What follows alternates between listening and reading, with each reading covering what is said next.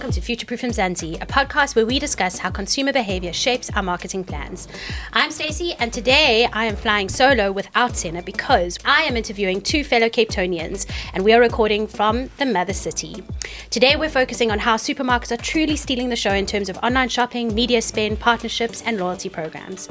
The top retailers are constantly innovating, the competition is strong, and they're all continuously having to up their game to stay relevant. So I have invited my colleague and friend Stina van Rooyen, who is the Director of Brand at Kantar, to chat to us about consumer trends in the category. Hello, Stina. Hello, Stacy. And our guest today is from one of South Africa's top retailers, a brand that has invested in innovation through digital platform optimization, partnerships, and sponsorships. This is a brand that has firmly entrenched itself as a leading player in the space. So, a huge, warm welcome to Bridget Dore, Head of Smart Shopper and Customer Insights at Pick n Pay. Thank you, Stacy. It's lovely to be here. Thanks, guys. It is very cool to have you here. So, before we kick off with all the questions that everybody wants to know, I thought it would be kind of cool if you can each introduce yourselves. Tell me your kind of official title, and then tell me something that you guys are quite invested in, something that you are passionate about in your role, in each of your roles. So let's start with Bridget. Okay, so I think you said my official title is Head of Smart Shopper and Customer Insights at Pick n Pay. Something that I'm invested in. I'm a total data geek, have been, and I've been in insights my whole career. So I've been playing with numbers and storytelling for a long time. And I think that if you are a data geek, there is no better place to play than at Pick n Pay because we've got data for days. And what's really nice about having moved into the smart shopper space more recently is that loyalty is like the intersection really of data, customer behavior, and then actually using that data to shape behavior, not just inform decisions. And that's really been an exciting new place for me to play and learn. Very cool. Love it. Thank you. And Stina? I thought Bridget was going to mention the throwback to our good old days at Research Service when we were both in our baby shoes. We were. We did. We both met in Consumer Insights in the days when it was still called Market Research. It right? was. No, it was. So I studied journalism and languages because I'm very curious. And then I kind of fell into Consumer Insights because, you know, who actually goes to study for that or even knows that that exists? And then I just fell passionately in love with brand. So I've been in Consumer Insights for a long time, but the last 7 years, really firmly entrenched in brand. And so I head up the brand division at Kantar South Africa. And that is what I'm really passionate about, how brands grow and how consumers help brands grow. So passionate that you ran our Brandsy study every year in South Africa. A Love highlight it. on the calendar. I love it. We skipped this year, but we're back next year with evaluation. So this year we were in the shadow of the global 20th anniversary, but we're back next year. And Good. It is a highlight on the calendar, I can confirm. We're waiting for it every year and looking forward to the next edition. So let's get into today. I guess COVID-19 was a massive catalyst to digital innovation and the kind of acceleration into that digital space. Also, consumers were really constrained spend-wise, so there was a lot of innovation that was happening to meet those changing needs. How is that kind of playing out today, Stina, in terms of the innovation that we're seeing, in terms of optimizing digital platforms and obviously responding to the needs that consumers have around the way that they are spending? So just in terms of digital acceleration, let me talk about that quickly, because COVID meant that we had to get on board or get left behind. So we all know about all of those banana bread recipes and things people posted on TikTok. 2-ingredient chia butters. So exactly. And that really accelerated adoption of these digital platforms. And then we see in response to that economic pressure that consumers are under the rise of the intentional shopper. So people are being very intentional about how they spend their money in order to navigate this really difficult landscape in South Africa. So they're delaying their purchases, they're looking out for sales, they're actively looking for discounts, but they're also looking for added value. So they're not just looking for the lowest price. So they're looking for best prices, discounts, and value bundles. So we're seeing a shift in their behavior about pulling back on their discretionary spend and really concentrating on how they plan their budgets. They use broadsheets more. Yep. But then on the digital side, that enables them to do price comparisons, and all of these digital platforms has really enabled, the platforms have really enabled them to plan their spend. And consumers still want some brands. They're willing to spend more on some brands, and that's why this careful planning, this orchestration is so important, because they're willing to stretch for some brands, and then our loyalty programs really help them to get there. You mentioned loyalty programs. What? tell me if they're really called loyalty programs. In our Kantar world, we don't call them loyalty programs. So it's really interesting that we see South Africans above all other countries on this continent. We saw in the Kantar Africa Live how South Africa, they use rewards programs. And I call them rewards programs because we're not buying loyalty. South Africans are savvy. They're using all of these different rewards programs and the different benefits from all of them, whether it's instant savings, whether it's personalized discounts. 100%. They're not binding them to us. So it's not a loyalty program, it's a rewards program, and South Africans are hustling more so than any other country on this continent. I think we said that South Africa is the highest country where it comes to them kind of viewing this as some kind of a payment method. We saw that in the barometer. Are you seeing something similar, Bridget? Very similar. I mean, Truth has just come out with their latest loyalty white paper a couple of months ago, and the stats there for South Africa are really high. I think 82% of South Africans have got a loyalty card. Most of them have got over 10. But what's interesting is that like 3 out of 4 are still saying actually one of the places that does influence their decision is when it comes to shopping grocery. Not where they shop grocery every time, but based on a particular deal and the other benefits that you say need to be layered on top of that. It does influence their behavior, and it needs to be rewarding. And I think rewards is a better name for it. One of our colleagues says, if you want loyalty, get a dog. Yes. Right? It's true, because if, as you've just said, if people have up to 10 different programs that they follow, who's to say that they're loyal to the brands in that? They're chasing some kind of benefit, very often it's price, and so it is about offering the rewards that change behavior. And it also puts the emphasis on the customer. We need to be offering them rewards rather than expecting their loyalty. Oh, nice. And that's the way that you've got to focus on it. What are you doing to give them another reason, another reward for coming into your particular store or your app? Yeah, I like that. That's a lovely frame. So this response with the rewards programs and going onto digital platforms, it has not just been a discount war, and it, like you just said, it doesn't really buy people's loyalty. It's not just a tech upgrade. It has actually been a response to real consumer needs, and supermarkets are looking at what these real life challenges are for consumers and coming to meet them. That's exactly what we're looking to do with our app as well.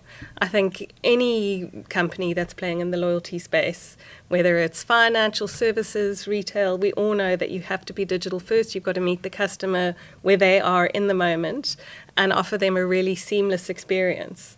Yeah, so I mean, I guess it's an interesting point, and one that I think we're all familiar with, but let's put some numbers to it. Mm-hmm. So in the latest barometer, we found that about just over a quarter of people say that they're predominantly shopping online, and then about a third saying that they're predominantly shopping offline. That's quite similar to what we saw last year, but what was different this year was that we saw there is a greater percentage of people, up from 30% to 40%, who say that they're more or less sharing their spend equally between online and offline shopping.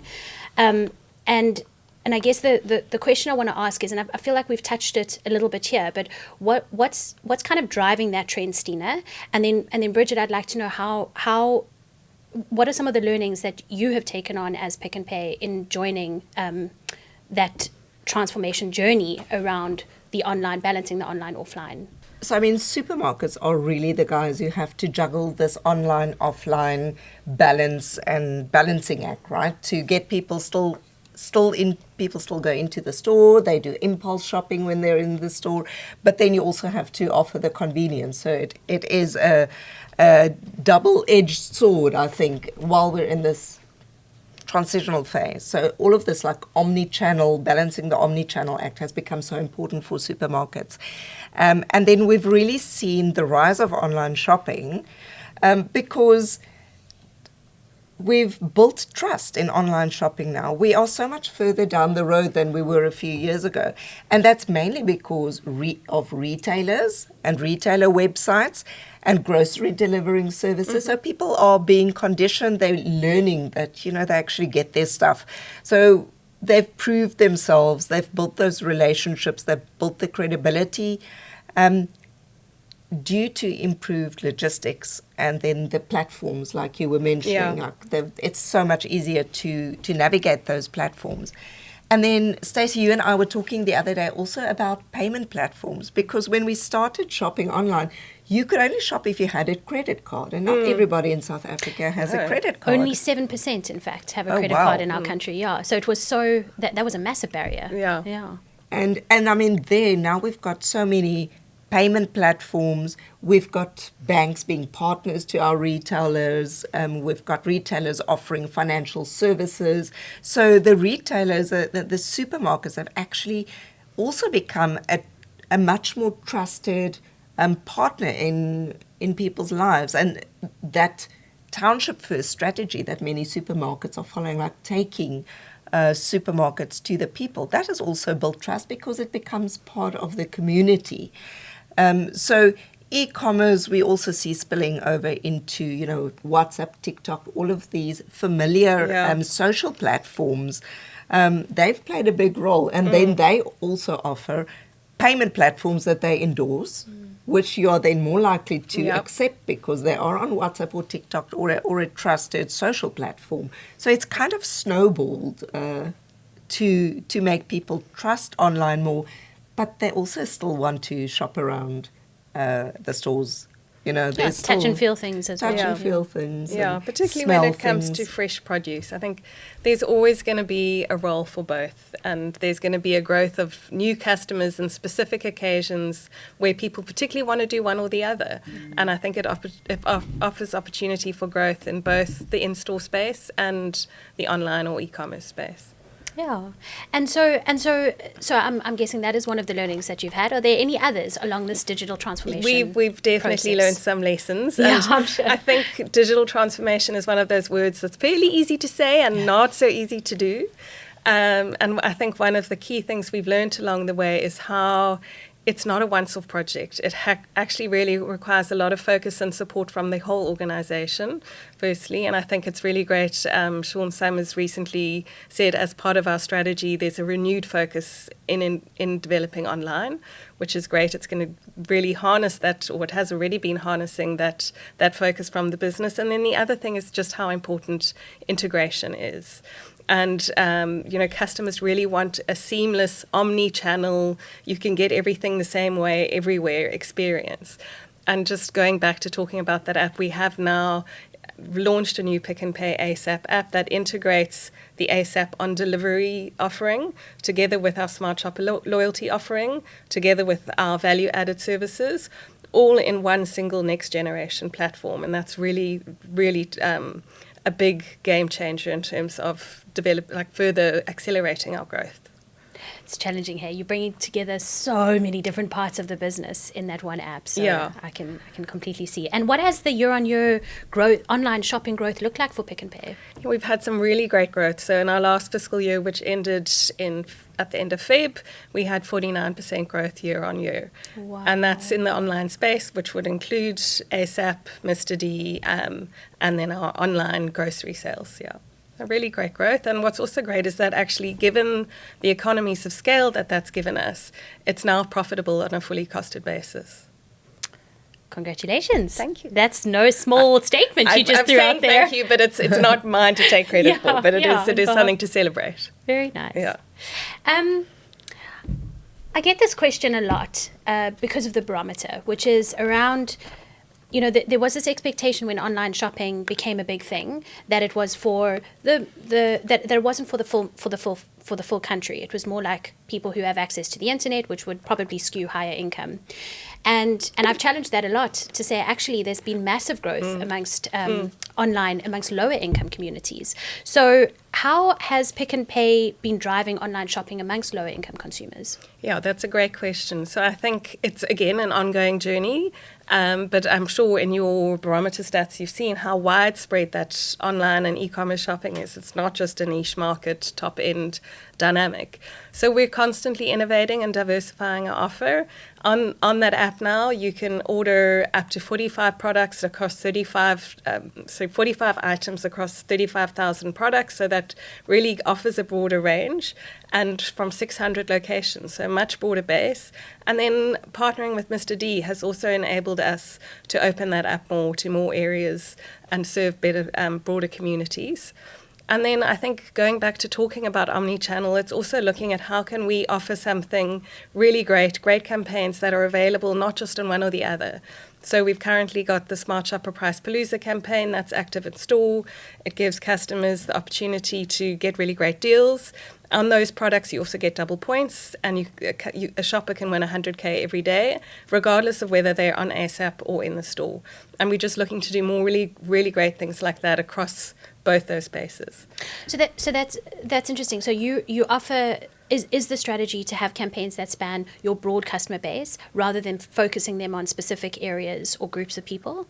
Look, Pick n Pay serves a really broad church. I think it's both our strength and our challenge. Yeah. So we need to do things to delight all South Africans and to serve all South Africans and not just one part of the market.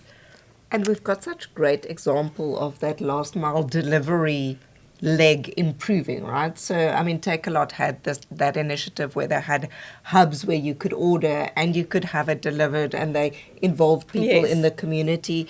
We're also seeing SPAR partnering with local township delivery services, and those are different services in different townships because they are different dynamics. Yes. So I think South African retailers and supermarkets are making clever plans like South Africans usually do. Exactly. They approach with a solution-orientated mindset and thinking of serving everybody in their community. How can they make it happen? And I really love that. It's not a cookie cutter. You know, it's we get very creative about how we involve all our communities and serve all our communities. Yeah, I love that. It's so true, both of corporate and of the customers in South Africa. They're incredibly savvy solutioneers. They identify a problem and then put a solution in place and make an opportunity out of it. And that's exactly why, I mean, Stina, you alluded to it earlier, but what we found the barometer this year, we expanded it to include 5 other markets across the continent. And this use of rewards programs as a means to actually generate or to like pay for household expenses, that's something quite unique to South Africa. In the other countries, that was sitting way down in the list in terms of a strategy to cope. Yeah. And I think that it speaks so clearly to exactly what you've just spoken about, finding a way. Yeah. Guys, the buzzword is AI. Right. So tell me, you don't even know where this question could go. So tell me how you at Pick n Pay are using AI to elevate the Pick n Pay ASAP and the Smart Shopper app together. Like how are you integrating AI? Okay, so I think we really, first of all, in the app, we're using it to learn our customers' shopping behavior and then to make the experience better for them based on that. So when you're in the app, it will give you smarter product selections. It'll show you things that it knows you already buy or that it thinks you might want to buy. If you are looking for deals and you're browsing on the app, it'll actually show you deals in the categories or products that you've already purchased, which is really great. And then with having brought the Smart Shopper component in, we've got a little button that you can press that's buy again, and it'll show you all the things that you recently bought, and you can just load them easily to your basket. And it'll base that not just on what you bought on the app. So even if you've only ever shopped in store and you go in there for the first time, it'll be like, Stacy, I know you like the vanilla yogurt or whatever it might be, and it'll show you that, and it makes your shopping that much quicker and easier. So, yeah. That is truly awesome. It's sneaky, that like hyper-personalization, right? So when I go onto my app and I go, ooh, this is on special again. It's actually not on special to everybody. It's that hyper-personalized offer that is the trigger, because now I end up spending money on other things. And then the little prompt comes like, you might have forgotten these. And I go like, oh yeah, you're actually right, eh? It's like that temptation aisle at the last sort of mile of the store. It's like, don't you want a chocolate though? Just a reminder. Just remind that you normally love this yogurt, so you're really doing without this week. That's very cool. So Stina, we get this question, you and I, we get this question a lot. Are consumers still brand loyal, or are they just really, really price sensitive, and that's what they're showing up for is price? It's not an either or. So we've talked about there's no such thing as loyalty programs. There's no such thing as brand loyalty either.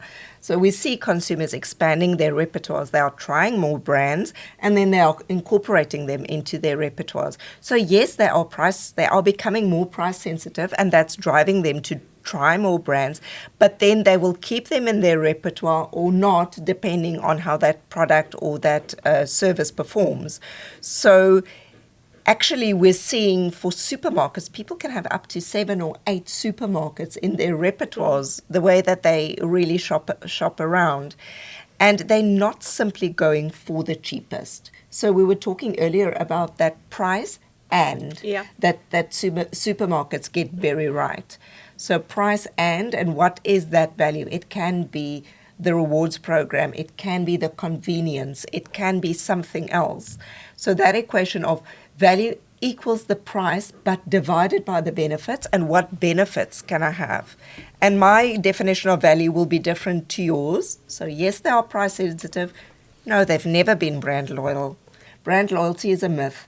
It's like having kids. It's not like having an exclusive relationship with a partner. That's how people have interact with brands. They have 4 brands. Well, not that everybody has 4 kids, but they have like a number of brands in their repertoire that they trust and that they go to for different needs. Yeah, it's a bit like the earth and the sun. We got it wrong initially. People don't revolve around brands. Brands revolve around people. And they have a number of brands in their orbit, and you've just got to give them another reason every time to choose you. I'm going to steal that. I actually borrowed it, so please go ahead and re-steal it. What about younger consumers? Are they engaging any differently with rewards programs compared to older consumers? Stina? Because Gen Z is so mobile first, obviously all these digital platforms, they're taking to that like ducks to water, but they also actually actively lead the hunt for all of these personalized, easy to access benefits. So they want those real card rewards. Then boomers are the least loyal. They lived long enough to know that they can't fulfill all their needs in one place. They often disengage when things get too tricky. So when you make them accumulate points, when it becomes too difficult to navigate and they don't want to think too much and too long about this. So if it's an unclear program, if it has difficult program rules, we've spoken before about some of these rewards programs where you have to have a TikTok tutorial to understand how you can navigate it, right? And then millennials and Gen Z, they both prefer loyalty programs that also offer emotional and social value. So that to me, that social currency. So something status, not just financial incentives. They want that something extra. Oh, actually, I was nodding along as you were saying that. When you said that offer something, what did you say, social? The social value, I thought that you were referring to like the social economy, like the support of a specific social benefit, but you were actually referring to status. So social currency, yes. Yeah. So okay. Oh, very interesting. Cool. Thank you. What about you, Bridget? Have you seen any differences in older and younger consumers? Look, there are lots of differences and they play out in loyalty and in store. I think from a smart shopper point of view, it's interesting that most South Africans still prefer a physical card, but actually younger customers are more likely to want to have it on an app. And that's one of the things that we've really wanted to drive with the new app. So you don't have to worry about remembering your card. There's a virtual swipe that you can do there. And I think everybody's got a very small attention span. You were talking about boomers don't want complexity. And one of our challenges at Smart Shopper is that it's the only grocery rewards program that offers both a quick saving at the till on a really good deal, but also the opportunity to earn points over time that feel like a great saving further down the line when you need it. But with those extra benefits, and there are other benefits as well, does come complexity. And so what we're really looking to do, particularly through the app, is to make it completely obvious to our smart shoppers what benefits we give them, where they are, and how they can use them. And an app is a great tool for that. Yeah. So they can go in and see their points. They can earn and burn them when they're shopping on ASAP. They can get their personalised vouchers. Pretty soon they'll be able to use that in ASAP as well. So it's just evolving as their needs evolve. And we're working towards being simple. That Yes. is very lovely. Yes. That's lovely as a consumer. Yeah. And just to add, so you're saying working towards being simple. So for the younger people, those instant rewards are all, the instant gratification. Yes. Like they just want it and they want it now. They Yeah. don't necessarily want to. Oh, so that's the thing. And then the work accumulation of towards it. points, is that something you're seeing amongst older consumers? Both value it, but I think the instant gratification is very much a younger customer thing. Yeah. It's I mean, they've both grown and, up with, like all of these things. Yeah. Yeah. Grown up with gamification to unlock a reward. Yeah. Yeah. Guys, let's talk about standout innovations, just for some inspiration. So even outside of the category, Stina, have there been any standout innovations that you think are setting the setting the trends for how we access rewards-based experiences? When we talk about rewards experience, Bridget's going to kick me under the table, but I cannot go without mentioning the Checkers Smart Trolley. So that's now been the buzz for about a week, right? They're piloting. A whole week? A whole week. I think it's a whole week. I'm remaining quiet. I don't even know about it, so I'm very interested. So I think they've been very clever in amplifying the news around this. They're piloting it. Darren on KFM said the other morning that there are actually only 20. So there's a lot of news around this, but it is very innovative. So you can, like in the UK, scan as you go along. So you scan on the trolley, you put your purchases directly into the trolley. It helps you navigate the store. It helps you navigate to all of the extra specials, the extra savings specials. So you've got the screen and it helps you find the savings. It is time saving. It is convenient. So it's an extra layer that engages people and that enhances their experience in store and then has that rewards program built into it. So, I mean, it's a bit like a treasure hunt, right? So we were talking about the app, have you forgotten this, or what about this? Like, where's your favorite yogurt? So if it comes up on the trolley while you're shopping, then it helps you navigate to that aisle. So there's a screen on the trolley, is that what you're telling me? Oh, wow. Okay. Yes. Maps the store out. So it's got your store layout, it's got your smart shopper, so you'll scan your smart shopper card, you can... Well, no, you wouldn't be. She's really going to Swiping pick me your under extra rewards the card is type what of we'd be extra doing. savings. Yes, extra savings. Extra savings. Pretty soon you will be swiping your smart shopping card as well.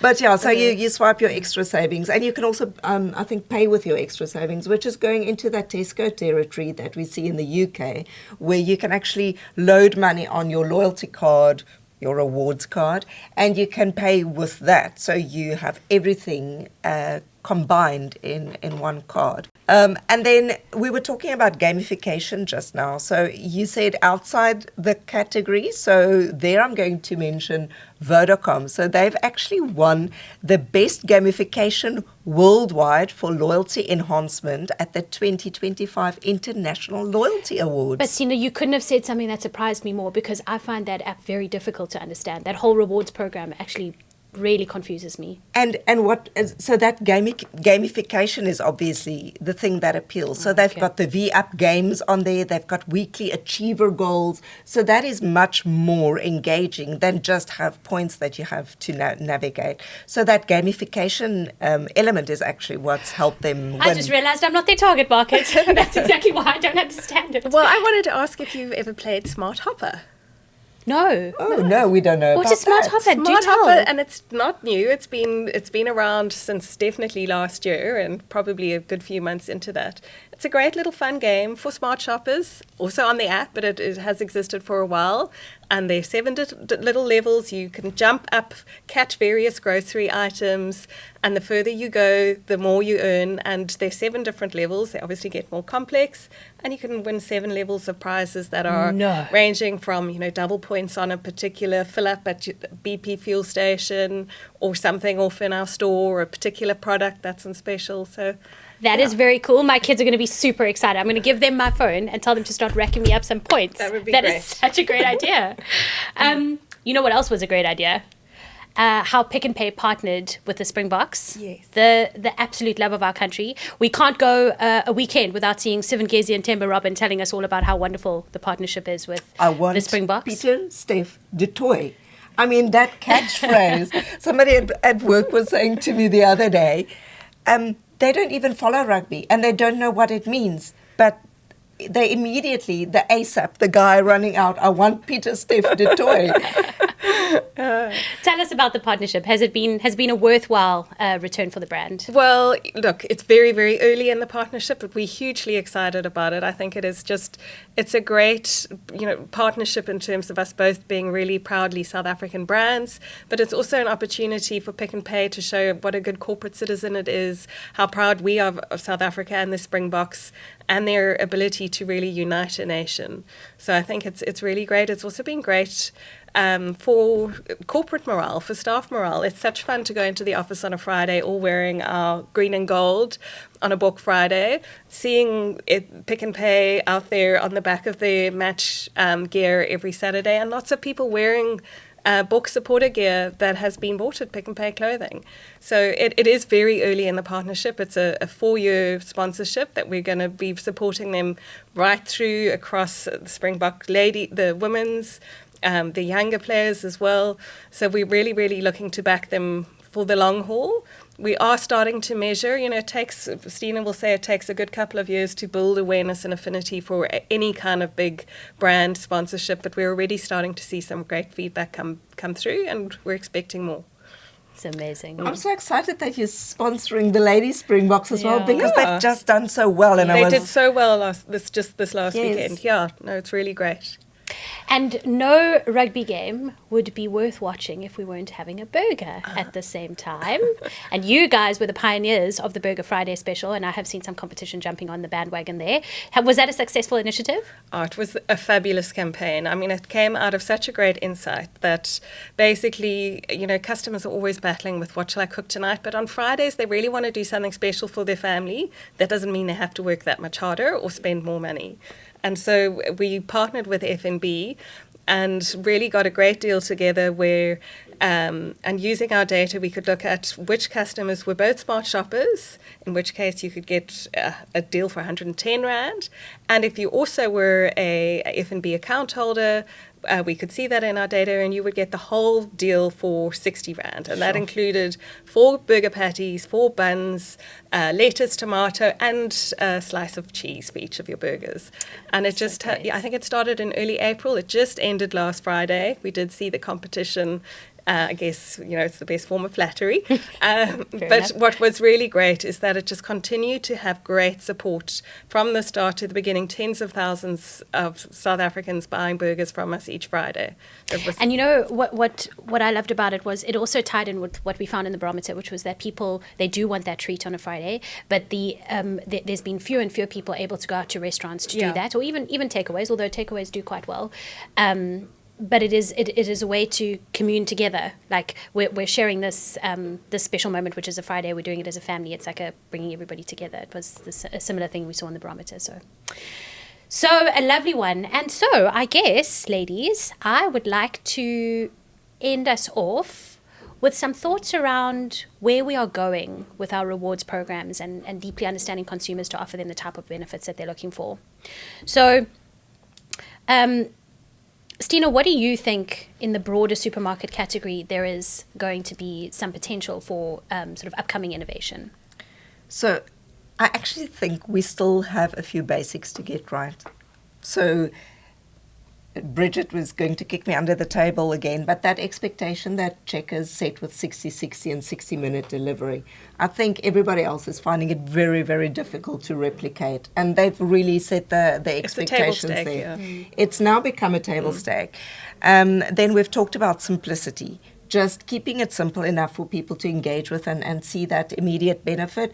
What other benefits there are around it are bonus, but they want to see that immediate benefit and the simplicity. And then just this tailoring and hyper-targeting that we're seeing. I think that is going to be one of the biggest areas to win, to really understand what the real consumer needs are and to offer them solutions for what they're actually struggling with. So it needs to be something that's going to solve a real life challenge for them in order for it to be relevant.